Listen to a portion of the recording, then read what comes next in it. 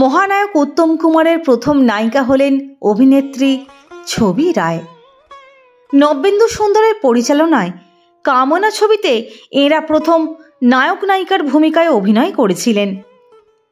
New থিয়েটার্সের মাইনে করা অভিনেত্রী ছবি রায় পার্শ্ব চরিত্রে তখন অভিনয় করেছেন মাই সিস্টার, রামের সুমতি ইত্যাদি ছবিতে।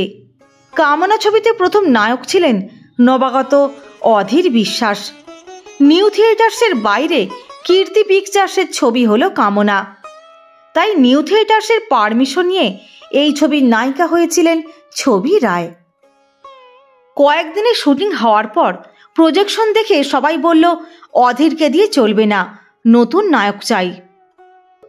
নবেন্দু সুন্দরের সহকারী বিজন চক্রবর্তী অ্যামেচারে নাটক করার ছেলে অরুণ চ্যাটার্জির খোঁজ দিলেন পরিচালককে। নবেন্দু প্রোডাকশনের গাড়ি নিয়ে ছবি রায় বিজন চক্রবর্তীদের সঙ্গে করে নিয়ে গেলেন সোজা ভবানীপুরের উত্তম কুমারের কাছে। এক সাক্ষাৎকারে অভিনেত্রী ছবি রায় মহানায়ক প্রসঙ্গে বলেছিলেন, গিরিশ মুখার্জি রোডের চ্যাটার্জি বাড়ির সামনে গাড়ি এসে থামল। বিজনদা চলে গেলেন ভেতরে, আমরা গাড়িতে। কিছুক্ষণ পর বিজনদার সঙ্গে করে নিয়ে এলেন নবাগত অরুণকে।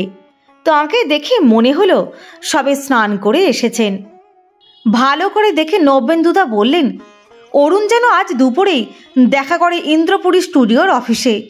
মেকআপ টেস্টে উতরে যাওয়ার পর শুটিং শুরু হলো নতুন নায়ক অরুণ কুমারকে নিয়ে। নায়কের ভূমিকায় প্রথম বলে প্রথম দিনের শুটিংয়ে একটু নার্ভাস মনে হলো।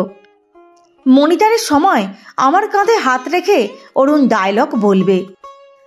শট দেবার আগে দেখি অরুণের হাত দুটো কাঁপছে।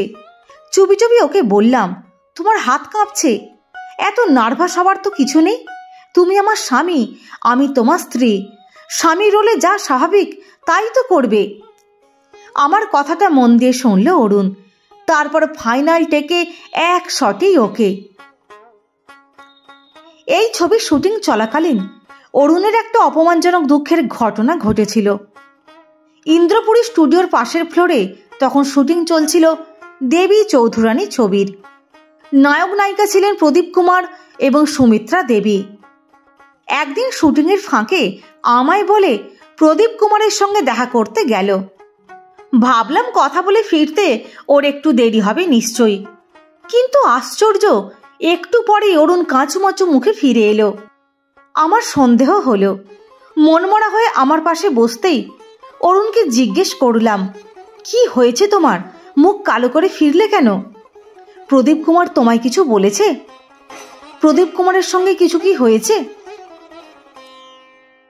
প্রথমটা কিছু বলতে চাইল না অরুণ। জোরাজোরি করতে দুঃখ করে বলল, জানো ছবিদি, প্রদীপ কুমার সবার সামনে আমায় অপমান করলো। একটা সময় শেতলদা মানে প্রদীপ কুমারের সঙ্গে দু একটা অ্যামেচার থিয়েটারে অভিনয় করেছি। সেই পরিচয় সূত্রেই ভদ্রতা করে জিজ্ঞেস করলাম, শেতলদা কেমন আছেন? আমার কথার কোনো উত্তর না দিয়ে তিনি বললেন, তোমাকে তো ঠিক চিনতে পারলাম না। এই কথা শুনে লজ্জায় মরে গেলাম। মাথা নিচু করে অপমানে চলে এলাম। এখানে বলে রাখি, অভিনেতা প্রদীপ কুমারের সঙ্গে মহানায়ক উত্তম কুমারের একটা পারিবারিক আত্মীয়তার সম্পর্ক ছিল। অরুণের কথা শুনে সান্ত্বনা দিয়ে বললাম, এতে অপমান হবার কি আছে? এটাই তো স্বাভাবিক। কেউ হঠাৎ নাম করলে পুরনোদের চিনতে পারে না, না চেনার ভান করে। তাছাড়া কিছু লোক থাকে যারা অন্যকে আঘাত করতে ভালোবাসে। এসব গায়ে মাখলে তুমি বড় হবে কি করে?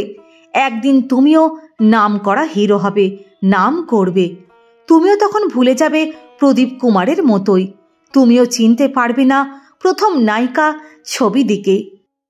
অরুণ তখন আমায় বাধা দিয়ে বলল, নানা ছবিদি, তুমি দেখে নিও, তোমায় আমি ভুলবো না কোনোদিনই। আমি অরুণের কথা হাসতে হাসতে বলি, ঠিক আছে, আমিও দেখব। তোমার পাতা চাপা কপাল, আমার পাথর চাপা। দেখবে একদিন পাতা উড়ে গিয়ে তুমি মস্ত বড় হিরো হবে, আর আমি পাথর চাপা হয়েই পড়ে থাকব। কথাটা যে সত্যি হবে তার স্বপ্নেও ভাবেননি অভিনেত্রী ছবি রায়।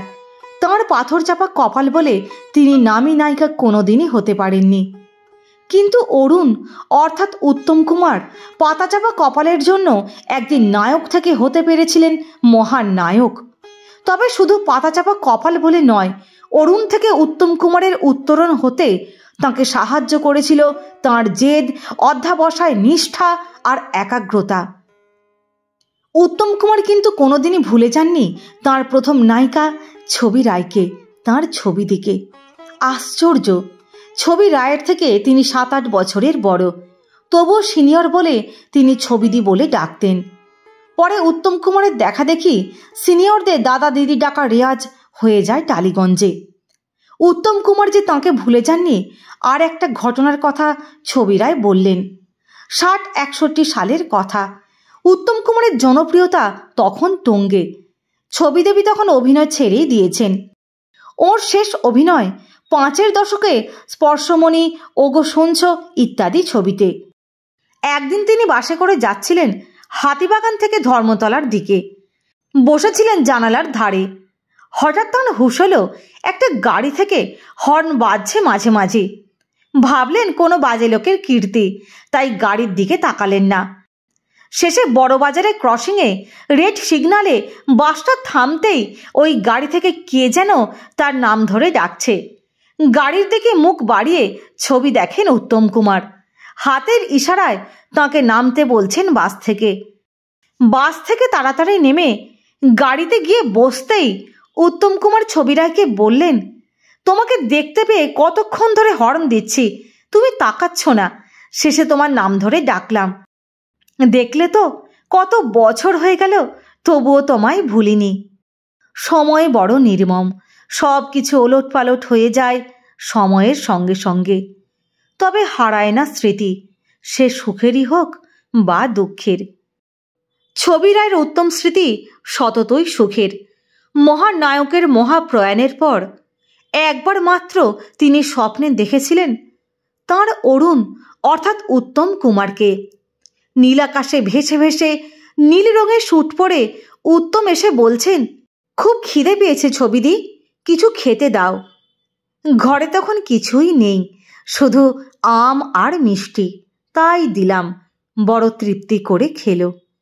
পরে চলে যাবার আগে উত্তম তার সেই ভুবন ভোলানো হাসি হেসে বলল, দেখলে তো ছবিদি, মরণের পরেও তোমায় ভুলিনি। লেখক সাংবাদিক আশিস্তর মুখোপাধ্যায়ের কাছে মহানায়ক উত্তম কুমারের প্রথম নায়িকা ছবি রায় মহানায়ক উত্তম কুমার সম্পর্কে এই কথাগুলি বলেছিলেন। বন্ধুরা, কেমন লাগলো ভিডিওটি? অবশ্যই আপনাদের মূল্যবান মতামত জানাবেন। লাইক, শেয়ার এবং সাবস্ক্রাইব করে সঙ্গে থাকবেন। সকলে ভালো থাকবেন, সুস্থ থাকবেন, অনেক ভালোবাসা নেবেন।